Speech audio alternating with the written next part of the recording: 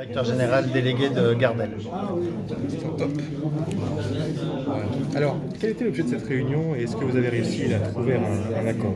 Oui, l'objet de la réunion, c'était effectivement de trouver un accord. On était un petit peu bloqué face aux demandes des différentes parties, principalement des entreprises de travaux agricoles, dites ETA, qui voulaient une revalorisation du prix de la coupe de la tonne de canne.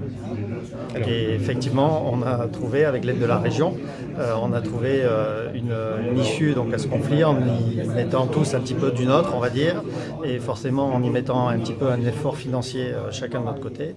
Et donc l'issue de cette négociation va faire qu'on va amoindrir pour le planteur l'augmentation du prix de la coupe de la canne. On va l'amoindrir en faisant tous un petit effort. Les ETA font un petit effort, le planteur fait un effort forcément, et l'usinier ou Gardel fait un effort.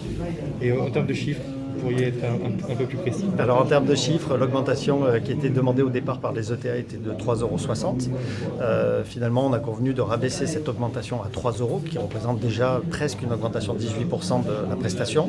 Et sur ces 3 €, la région va mettre 60 centimes, ce qui représente pour elle une somme de 350 000 €. L'usinier va mettre 1 €, le planteur va mettre 1 € et donc l'entreprise de travaux agricoles va lui manquer 40 centimes par rapport à sa demande initiale.